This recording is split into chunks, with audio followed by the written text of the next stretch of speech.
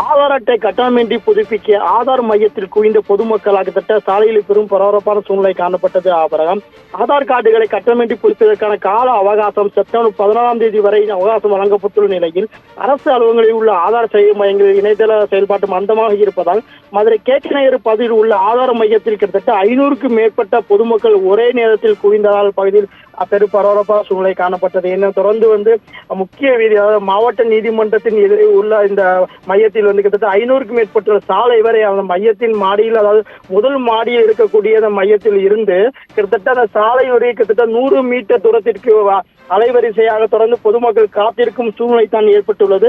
கடும் வெயிலில் சாலை நின்றபடி காத்திருந்த பெண்கள், குழந்தைகளால் மக்கள் பயணிகள் ஏராளமான அவதியின் சூழ்நிலை ஏற்பட்டது. காலை 10 மணி முதல் சாலைகளிலே காத்திருப்பதாக பொதுமக்கள் குற்றம் சாட்டி வரும் நிலையில் அரசு அலுவலகங்களில் உள்ள இ-சேவை மையங்களில் வரும் செப்டம்பர் 14 கட்டணமின்றி ஆதார் புதுப்பிற்கான முறையான ஏற்பாடு செய்து தர வேண்டும் எனவும் பொதுமக்கள் கோரிக்கை விடுத்துள்ளனர்.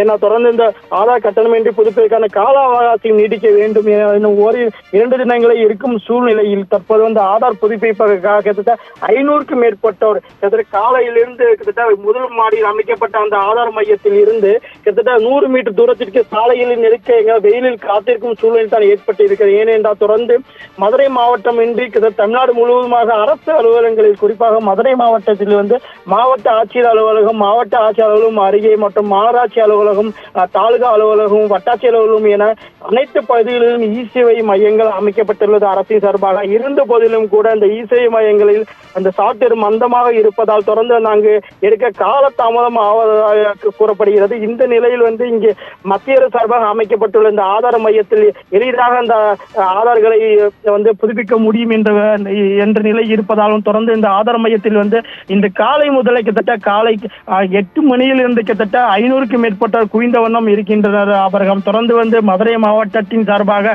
தொடர்ந்து இந்த இ-சேவை மையங்களில் எந்த ஒரு ஏற்பாடுகளும் செய்யாத நிலையில் இது போன்ற மக்கள் அவதிப்படும் சூழ்நிலை ஏற்பட்டுள்ளது. தொடர்ந்து மாவட்ட நிர்வாகங்களை கருத்தில் கொண்டு உரிய நடவடிக்கை எடுக்க வேண்டும் என்ற பொதுமக்கள் கோரிக்கை விடுத்துள்ளனர். தகவலுக்கு நன்றி கார்த்தி.